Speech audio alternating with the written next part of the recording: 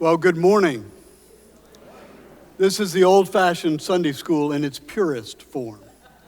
So I'm glad to be back, and I'm glad to see you. The problem with taking a break is that I'm never sure there's going to be anybody when we get back, but here we are. We have a new prayer for our series, but I invite you to join me in saying it. Let us pray. God, who is the source of all peace and calm when the storms of life rage around us and our hearts are troubled, draw us near to your presence. Grant us the grace to turn to you with our fears and anxieties, to trust in your abiding love and care for all creation. Give us the strength to hold fast to hope, the wisdom to seek stillness in the chaos, and the courage to walk with faith, even in uncertainty. May our Holy Spirit guide our hearts to the peace of that all understanding through Jesus Christ our Lord. Amen. I'm thinking it might be your Holy Spirit. What do you think? All right. That was really good. One thing I love about Episcopalians and these long prayers is over time we develop our own way of saying them. Have you noticed that? Like our own rhythm. We notice the punctuation, but we don't always feel compelled to follow it. So the next time you're at the longer post-communion prayer, or you're at evensong doing the Great Thanksgiving, just watch and pay attention to how much everybody's in the same rhythm, and yet if you hadn't been there before, you wouldn't appreciate that rhythm. Welcome to the Episcopal Church, a house of prayer for all people, as long as you know how to say the prayers. All right, so I often have a book that I'm using as a kind of jumping off point for our series, but in this case, I'm going to adhere more closely to the book than I have in the past. And I'm going to make a stronger recommendation that you buy and read the book than I have in the past. The good news is it's easy. This is not some big philosophical work with a lot of technical references to other writers you haven't read. It's actually highly personal, which is part of the reason I want you to read it. Elizabeth Oldfield, the former executive director of a think tank called Theos in London, has written a book where she basically talks about what we think of as the 7 deadly sins, but she makes that term a little bit more relevant, and she applies it really to her life, but also to our times. So this idea that what we're doing is learning how to tend to our soul during turbulent times, how to tend to our soul during turbulent times. So it's not going to be a lot of doctrine, it's not going to be a lot of philosophy, it's more about spirituality and how we go about living our life. Now, in a sense, I've been talking about this for a while. So I had a sermon that I preached in the spring where I talked about how to get ready for the political season. And in particular, the point I was making there is that while we honor the idea of separation of church and state, the truth is that your political identity ought to be downstream of your spiritual identity. Or, if you will, your spiritual identity, how you see yourself, who you are as a child of God, should be upstream of your politics. That's not intended to degrade politics and not intended to degrade partisan politics. You know, that's how we work through disagreements in a democracy. Partisan politics is a good thing. But if that becomes our identity, if that becomes all of who we think we are, then it's difficult to actually work through those differences. They instead tend to be used as ways to create division. So partisan politics in its proper place is a good and healthy tool. But for us, for believing Christians, it's important that we stay upstream of that engagement so that we enter the engagement through the lenses of faith. Does that make sense? So we already know who we are. We already know how we're going to be in the conversation, which gives us a greater ability to enter the conversation and have it responsibly, to reach agreements that have some connection with the overall common good, for example. All right, the title of Elizabeth Oldfield's book, Fully Alive, really comes from a quotation from an ancient theologian, St. Irenaeus. St. Irenaeus actually said this: "For the glory of God," that is the power of God, the presence of God, "is a living man. The glory of God is a living man. And the life of man consists of beholding God." So God takes pleasure in the creation in all creation, in this case humanity, who then finds its greatest fulfillment in being in relationship with God. For if the manifestation of God, which is made by means of the creation, affords life to all living in the earth, much more does that revelation of the Father, which comes through the Word, whose life to those who see God. It's real complicated. You don't have to worry about all those words. I like to quote these guys because they said this kind of thing in sermons, and people listened to hours for what they were saying, but we can hardly make sense of it when we just listen. That phrase has been quoted most frequently, kind of paraphrased as, "The glory of God is a human being fully alive." Does that ring a bell with you? The glory of God is a human being fully alive. So, for example, Howard Thurman, who I love, who was a theologian at Morehouse, kind of the chaplain to many of the leaders of the civil rights movement, and a brilliant man in his own behalf, said in advice to college kids, he was a college professor, about how to choose a vocation, should they do with their lives. You know, we often hear the idea that you take your greatest desire and mesh it with the greatest need of the world, and that tells you what you ought to do, right? You've heard that, which is good advice. But I like Thurman's advice. Thurman says, find out what makes you fully alive and do it. Because what the world needs is people who are fully alive. So whatever you might accomplish, for example, is good, but really having people who know how to live in healthy ways is what we are in greatest need of. So the question for you is, what does it mean to you to be fully alive? You don't have to have a long explanation, but when I say fully alive, what comes to your mind? What are one or two words that come to mind to describe what it means to you to be fully alive?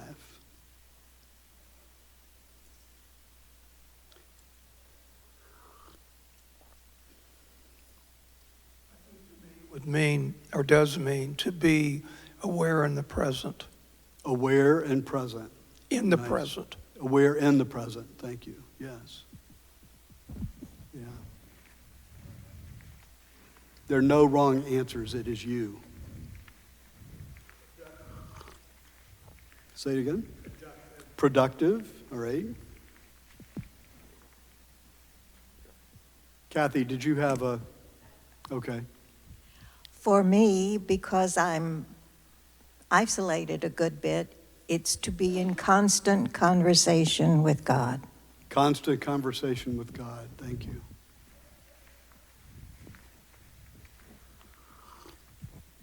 To me, it's using my gifts and my living into my potential in ways that give me joy and joy to others. Yeah, nice.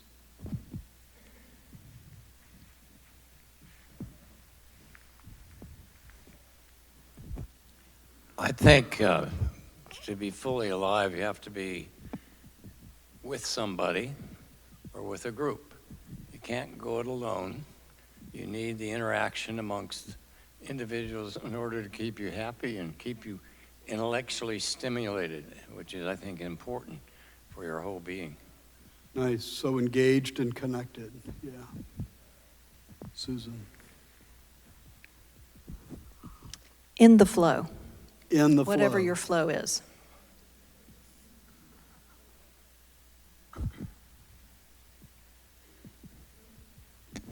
Thank God I wake up every morning. So I don't want to put words in your mouth, but I'm hearing you say gratitude. Is that right? All right.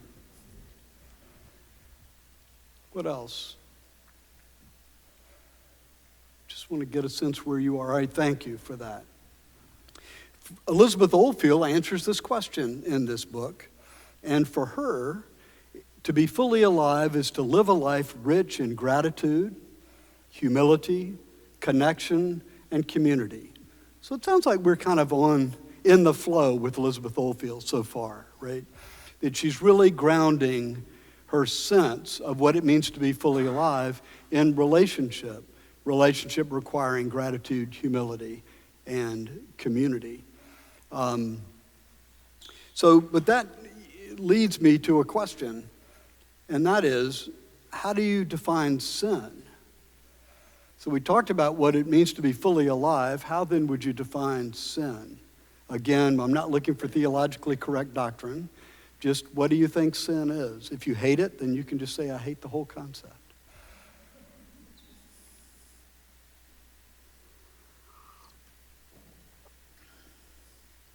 So I think this reflects pretty much where we are right now. And I'm being serious. I mean, I feel personally like sin has been used and abused on all sides. From the church's perspective, there's this notion of restrictions and limitations and shame and denunciation. From culture's perspective, there's a kind of just throwing off of the whole concept. So that Magnum ice cream, for example, has a lineup of the 7 deadly sins.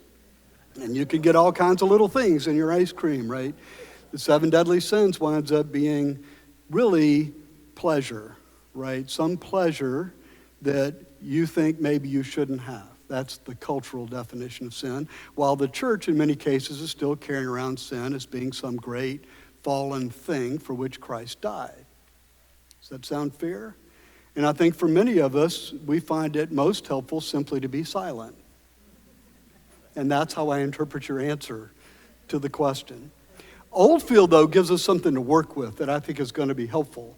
And what she says is sin is anything that gets in the way of being fully alive, right? So fully alive is gratitude and humility and connection and community. Sin is anything that interferes with that. Anything that interferes with that. Hopefully stripping it with some of the medieval shame associated with the way we've talked about sin in the church, and kind of having something more deeply meaningful than the way Magnum ice cream and popular culture deals with sin, where it's just some pleasure that those tight, wide Victorians wouldn't let you enjoy, right? So for purposes of our conversations, we're going to use Oldfield's definition of sin. If it's connection and relationship that we think brings us to be fully alive, sin is whatever gets in the way of that. Does that make sense? Whatever gets in the way of that. Now, because sin is so freighted, that is to say, carrying so much weight from past traditions, which we find unhelpful or frankly embarrassing, Oldfield also defaults to HPTFTU, which is an acronym created by Francis Spufford, who's a really quite talented writer in England. He teaches creative writing at Goldsmiths in England, and he came up with this idea in his book, Unapologetic. If you haven't read this book, I encourage you to read it. Francis Spufford, Unapologetic, written by a guy who writes novels. So again, easy to read, fun and interesting. He kind of went into a coffee shop and sat there for a week and wrote this book, and it's great. And he came up with this acronym. Anybody want to guess what it means? Well, let me help you. So I was going down to clergy conference with Salmoon Bashir this week, who I adore, and if you hadn't met him, please do. Salmoon is our curate. He was born in Pakistan. He's lived in London. His wife's from Georgia, i.e. the other Georgia. And, you know, his breadth of experience, as you can tell by his sermon examples, are really great. So we were headed down there. We were kind of hoping to hook up with Julia, and she sent us a text at the last minute, says, sorry, I'm going to be late. There's been a snafu in the carpool line. So I said to Salmoon, do you know what snafu means? And he predictably said, no. Do you guys know what snafu means? Right? Comes out of World War II, situation normal, all fouled, or perhaps another word, up. Situation normal, all fouled up. The soldiers in World War II did not use fouled, but here we are. So Spufford, kind of in the same vein, HPTFTU, the human propensity to foul, he uses another word, things up. The human propensity to foul things up, which I think gets right into the sweet spot of where we want to be, right? There's a real something there to be named and addressed and engaged, but it's not something that's so bad we can't ever admit it happened, and it's not something that's so irrelevant that we can pretend it's about ice cream and simple pleasures. Not if we want to grow spiritually, right? Not if we want to grow spiritually, which is what God calls us to do. We are here because God calls us into transformation, which means we have to change into transformation. Now, Oldfield then also relies heavily on Martin Buber, who's a Jewish philosopher and theologian, and he says all living is meeting. All living is meeting. Think about that. It's not far from what you were saying about being isolated and being in conversation. That real life is in the engagement of other people, yes, but also other things. Right? Our faith is fundamentally that there's the energy of the sacred in everything that's created. A rock, a tree, a sunset, another person, an enemy. All of the elements of creation bear God at some level. And so to engage it meaningfully is to engage God at some level. Right? So what Martin Buber says, the task of life is to move from an I-it relationship to an I-thou or an I-you relationship. And what he means is to move from a relationship where you treat the other thing or person as an object. And your prime motivation is through your own self-interest. What does this object mean to me? How can I use this object to my own advantage or the advantage of somebody else? That's an I-it relationship. You with me so far? To transition to an I-thou relationship or an I-you relationship is to engage that other thing as a person, as something that has a life, as something that is to be respected but not manipulated.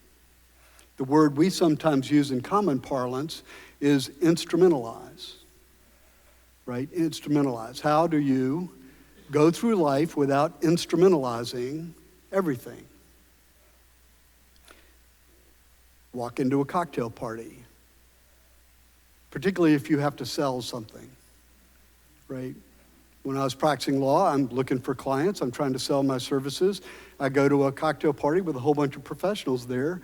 I'm walking in that room, and the first thing I'm doing is saying, okay, this is wonderful. Bar's over there, and I need to talk to these 10 people. And you get a drink, and you work through making sure you've touched those 10 people, right? That is an instrumentalizing of that gathering. I'm not saying it's a horrible thing to do, that we were all there for that purpose. We were just instrumentalizing together. But nevertheless, so you can meet the people, and it's good to know people. As we used to say, your clients can be your friends. There's nothing against that. But your motivation is, at least in large part, to sell yourself, to be present, to let them know what you offer, right? So we hope that when you come to church, that's not what you're doing. When you engage people in church, you're not instrumentalizing the people you meet. You're not getting to know people because you think they can help you in some way or serve your mission. It doesn't mean they can't, but that's not why you're here, which is why I think the intergenerational nature of our community is so important and valuable, right? And why the diversity, socioeconomically, politically, whatever lens you want to use, is so important. Because it's a way we get to engage with another person, learn more about God without instrumentalizing that engagement. And that's what Buber is saying. He's trying to get us to enter into life without instrumentalizing all of our relationships. particularly that of God. The last third of his little book, which is very difficult to read, is all about the relationship with God and how not to instrumentalize that relationship, right? But to engage God as a you and not as an it.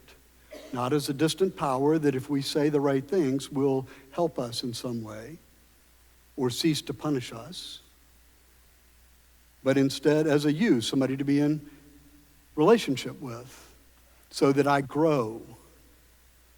So that I grow. So that our faith then is not a transaction, it's transformation.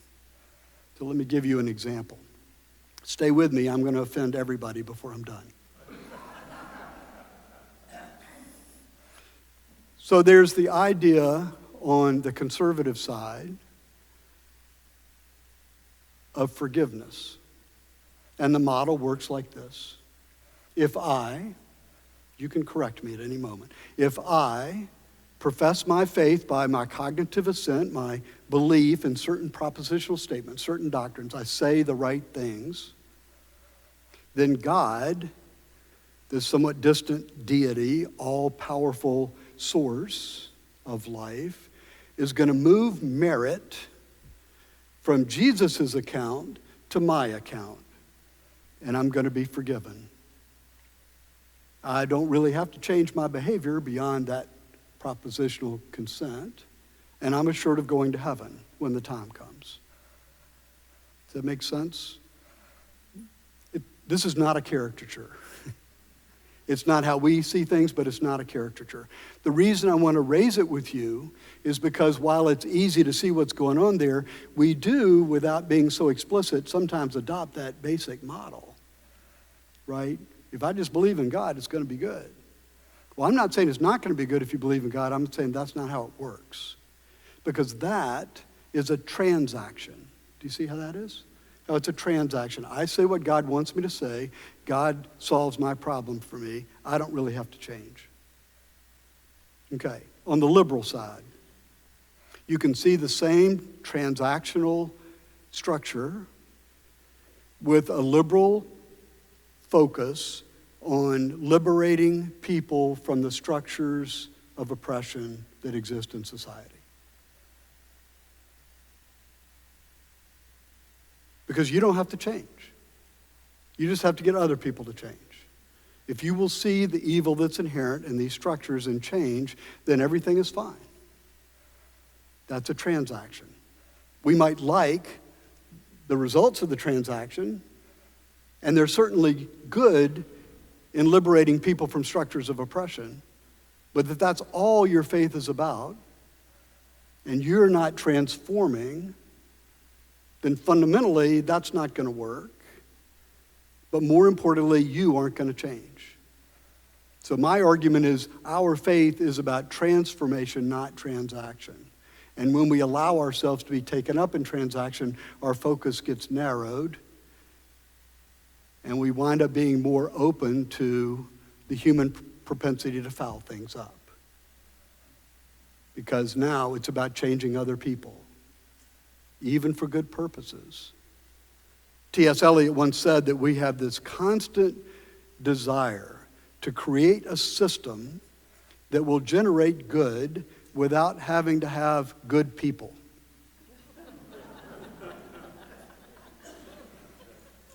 And I think he's very wise and insightful there, and I also think it's impossible. But we do it all the time. Just think about it. All the time. Well, if we just did it this way, we'd be good. If we just did this, that border thing would go away. If we just did this, we wouldn't have this bitter rancor in our partisan politics. We are never going to create a system that's going to make things okay if we don't become good people. And so our effort and our faith and our church and our community is to become good people. And I would argue that if we do that, or to the extent we're able to do that, and set that model, that is in fact wonderful outreach. Simply the model of a community where people are engaged in I-thou relationships, in loving relationships, caring for each other, taking responsibility for each other. Just the presence of that would affect the world around us in very powerful ways and is not to be diminished. There's a story of evangelical evangelists. Since I've picked on evangelicals and their sense of forgiveness, let me try to get back in their good graces, who's in Africa, and he's been very successful, and others who are over there in their missionary ventures are asking him, well, what is it you do? Thinking there's some system, and if I just learn what the system is, I can adopt the system, implement the system, and have the same success. Undoubtedly be quantitatively measured, right? And the evangelist being asked this question says, we just take a family and we send them to a village and they live there. And the person asking the question said, yeah, I know, but I mean, what do they do? What pamphlets do they take? How do they engage other people? What services do they offer? And the evangelist says, no, we don't do any of that. We just go live there. They just live there. And over time, people see how they love each other and how they love the people they encounter and how happy that makes them. And they want to know the secret. They want to know how to do that. And then a couple of people do it. And then a community begins to emerge. And some care and responsibility and love and compassion naturally emanates from that gathering, and it grows because God is growing it. It's not a system that generates a whole bunch of believers. It's faithful people who offer invitations by their very presence, who then attract and generate belief. See that difference? That's what Martin Buber's talking about. How do you move from an I-it relationship to an I-thou relationship? And the challenge in that is not stop that bad instrumentalization thing. The challenge is we do it all the time without knowing it. We instrumentalize things all the time without knowing it. But the real power, the real presence of God, the real love is in the meeting. It's the real living is in the meeting. So David Brooks, whom we've talked about both in terms of his book, Second Mountain, and in terms of his book, How to Know Another Person.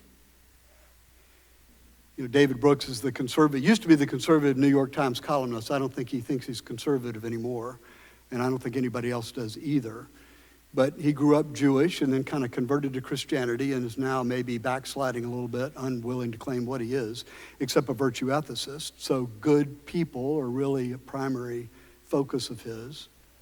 And he draws a distinction between resume virtues and eulogy virtues, which I think is helpful here. Resume virtues are the skills you bring to the marketplace. They're not bad, they just are. The eulogy virtues are the ones that are talked about at your funeral, whether you were kind, brave, honest, or faithful, which he summarizes in the question, were you capable of deep love? So just think for a minute of funerals you've been to. Sadly, many of us are at an age where we're going to more and more funerals. And think about the reflections that you've heard and the ones that touched you. And what was it about that storytelling that gave you a sense of the presence of God, right? It was invariably their capacity to deeply love and the people who were touched by that love and changed. And sometimes the people offering the reflection don't know what they're talking about. It doesn't matter. They were touched anyway, and you can see it in the stories. When people come and we're doing the planning and they say, okay, I want to do a reflection because, I need to honor my dad, and what should I say? And I'm like, just tell stories. Think for a moment about what touched you about your father and tell stories about that. Short stories are better, but tell stories. So, but don't list adjectives. Don't list adjectives. Don't come up and say, Dad was honest and faithful and kind. That's good, but how did you experience those things? And what comes out of the most profound moments of living that came out of the relationship that these people had over time? And what you can see in that family invariably is some reflection of that, which is to be celebrated. And I would argue is in fact the face of God, right? Which is why it all works out. Which is also why, to give away trade secrets, People think I preach the best funeral homilies. And all in the world I'm doing is reflecting back to them their love for the deceased. And if I do it well, i.e. don't get in the way, but by trying to be too cute or quote theologians, then somehow I can act as a mirror so they can see what they told me about. And then they get a sense of who it was they loved because they recognize it. But all I'm doing is trying to stay out of the way and act as a mirror so they can see the one that loved them. There is a sense that what we really want in life is to be loved, and you've heard me say things like that, but I think I'm at the point where what the best thing in life is to love. I want to be loved, certainly, but I think I've come to the point of believing the best thing in life is to love. If you love, you'll be loved. But to love gives you a sense of purpose. I think it makes you fully alive. And it certainly kind of moves you into relationships with all kinds of people that you wouldn't have even met before, certainly not if you were instrumentalizing everything at a cocktail party. But you can meet because your curiosity and your compassion just drives you into that direction. You know, you're walking down the path and you see somebody in a group trying to take a picture of the group, and you realize, you know, if I took that picture, they could be in the group. It's not a big deal. Can I take that picture for you? Yes. Now they have a picture of everybody at this place that they're enjoying, just because you noticed them. I think I've concluded the best thing in life is to love. Okay, Rowan Williams, who's my favorite theologian, gets to a similar point.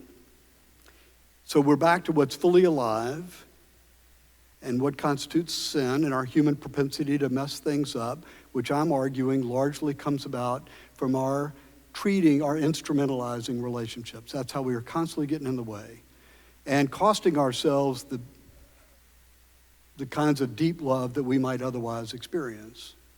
And Rowan Williams says this, in particularly more complicated prose: restored humanity, so if you will, restored humanity means without the human propensity to foul things up. Restored humanity properly embodied, so think about incarnation, is humanity properly embodied, and this embodiment includes the freedom to relate to things in the persons of the world as they are in relation to God. So freedom is what he's talking about, and freedom is what Oldfield is talking about, and what they mean is not the ability to choose without restraint, right? Freedom is not about choice entirely. Freedom is not about being able to do what you want to do, when you want to do it, where you want to do it. Freedom is instead being unattached from the human propensity to foul things up. Unattached from the desire to instrumentalize those you're in relationship with. Free from the desire to make something out of the person, thing in front of you. And that is actually what the desert Christians were talking about in the 4th century, and more importantly for our purposes, fundamentally what Evagrius was talking about. He's an Eastern monk who developed what he called the 8 sins. That's the origin of the 7 deadly sins. It was actually 8 that Evagrius came up with. And in the 4th century, he created a list of 8 bad thoughts or temptations. So we've adopted the terminology sin, and that goes through the medieval church, and that leaves us completely quiet when I ask the question, how would you define sin? But Oldfield's going to go back to Evagrius, as Williams did. The quote I gave from Rowan Williams is from his book, Looking East in Winter, which is also about the 7 deadly sins and the value they could offer to us now.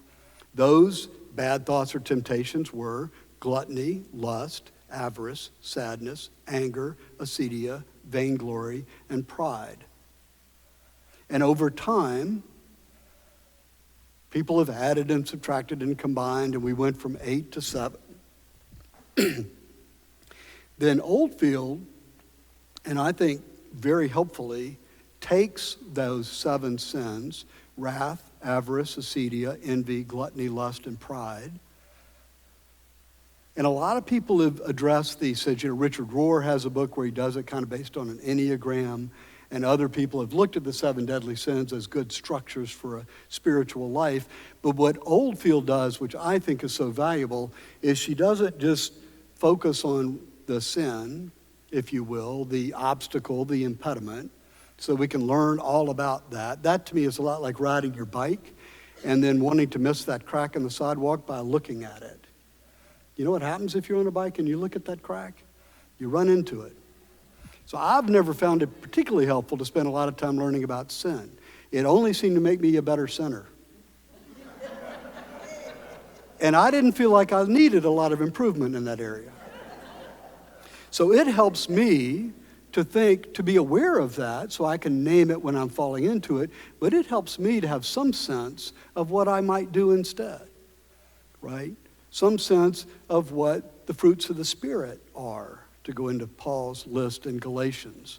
So Oldfield takes each of the 7 sins and puts them on a spectrum. So she's saying for wrath, for example, or anger, we're moving from polarization to peacemaking. Shouldn't be hard to figure out what polarization looks like. If you do, just pick up a newspaper when you go home, right? She's not just saying that's bad, right? We shouldn't be so polarized. We shouldn't be so mean to each other. We shouldn't be doing all that stuff. That's probably all true. But how do you go about peacemaking, right? It's not hard to figure out why I don't like our current state of politics. It's a little bit different to think about what peacemaking might be like. It offers you a different lens, a different frame. A different frame. For example, I got one recently that I just loved. So I had the privilege of going to see Jane Goodall last week. Do you guys know Jane Goodall? Right? And we took our 13-year-old Robert. I'll edit this from the audio. He really didn't want to go. And we were like, well, we're going. And he said, well, I don't want to go. And he said, oh, we got that part. And we went down there and we got to meet Jane, which was fun, for a good friend who gave us an introduction. And then we were about, 15 minutes into her presentation at the Fox. And Robert leans over to his mom and goes, God, thanks for bringing me. She is really cool. And we were all feeling it. It was like church on steroids. But one of the things she's able to do in her presence and how she describes things is change the lens that you look at the world through. At least that was my experience. So one quote that I loved was, we've got to think about how we treat the world, not as if the world is something we inherited from our ancestors, but something we borrowed from our children. The world is not something we inherited from our ancestors, but something we borrowed from our children. Does that just not flip how you feel about it? I mean, just quickly. I was like, I think I'm going to have to, put this on my license plate or something. But she did that throughout the evening, and I think Oldfield's trying to use the 7 deadly sins to do the same thing. How do we take a different lens on who we're trying to be? How do we take a different perspective on how we're going to be fully alive? How do we actuate a different disposition so that we are, in fact, a different person, one that's fully alive? I don't think you get there just by learning about all the sins, though that's helpful. I think you get there by being aware that we're in movement from one to the other.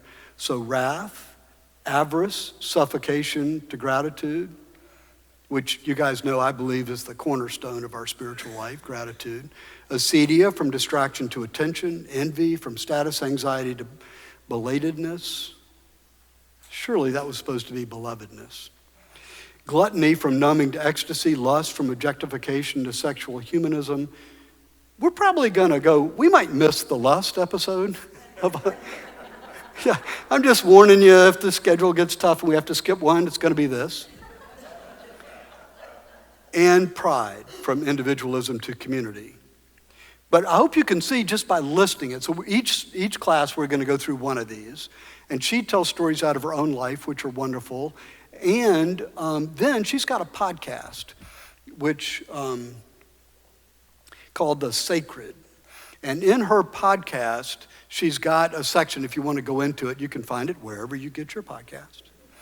You can find it, and she takes an episode and dedicates it to each one of the sins. But she doesn't just go through her book.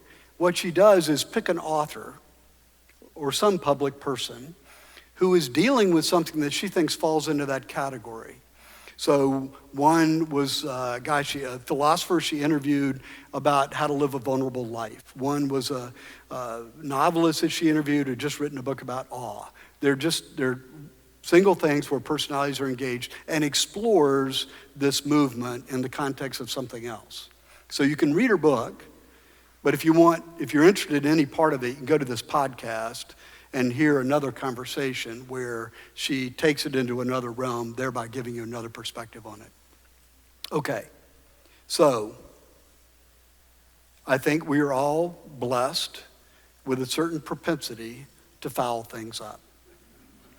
I think it's not a moral failure necessarily, it's just who we are. She has a wonderful example in the book about a particularly tense moment when she's waiting to get a COVID test for her child who can't go to school, but her husband had taken the child to get the COVID test. Must have been early, but they didn't have rapid tests, right? So they went downtown, which means the email. Remember back in the day, you get an email that everything's okay? Child can't go to school until they get the email. She's got things to do. Everything's going bad in the kitchen. And she says at one point, she says, and I took that mug and I slammed it in the dishwasher as if I was jungle drumming to my husband a mile away. She was mad at him. She was mad at the child. Finally, she blows up at the child. The story, right after she blows up at the child goes away crying, and she's in the kitchen by herself. She says, and I'm waiting for the child to come back to apologize to me. But it's raw in that way and personal in that way, right? Which is a great gift to us. And what she's saying is, it didn't make me a bad person. That was a bad thing. I blew up. I lost it. I was overwhelmed, but it didn't make me a bad person. So again, given the evangelicals their due, that old Baptist saying that hate the sin, love the sinner, there's something to that we should pay attention to. At any rate, I think you'll like the book for that reason. I hope I've given you a sense that we're in this battle where we're constantly getting in our own way.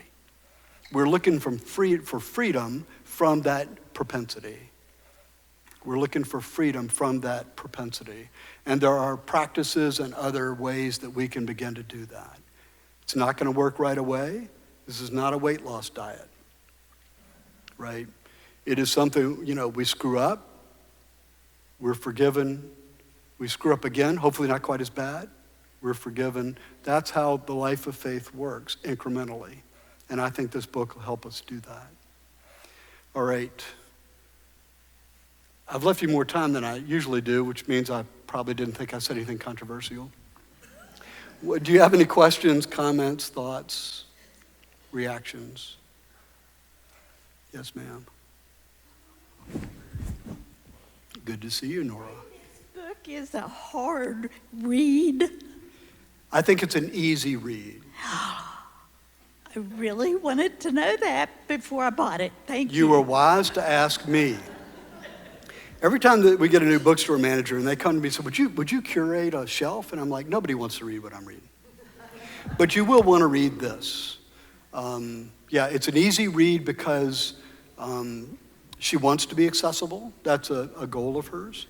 She's a brilliant writer, so that helps. And it's very personal. In fact, when I've heard her interviewed, they're like, well, what makes you most anxious about the book? And she goes, well, I didn't really mean it to be a memoir. So I just think she got into it and just wound up exposing a lot more of herself than she intended to. It's a great blessing to us, but I appreciate how that vulnerability made her anxious. So easy book to read. Good question. Other questions?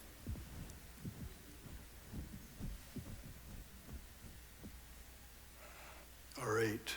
Anybody here thinks they don't have the human propensity to foul things? No, just. Okay. Let me also say that David Brooks' books are easy to read, and Francis Spufford is easy to read. So we're in a genre where people are writing so that you can understand and adopt and change, not in a genre where people are trying to show you how smart they are or figure something out according to a system, right? So we get the benefit of that in choosing those authors. Spufford, Spufford, and his book is Unapologetic. So basically, he's unapologetic about his Christian faith. And the subtext is something like why Christianity surprisingly makes emotional sense, but unapologetic. And if we don't have it in the bookstore, we will. They love it when I mention books without telling them first. Okay, so these are good questions. Any other questions? All right, well, let's stand up and say the Lord's Prayer together then.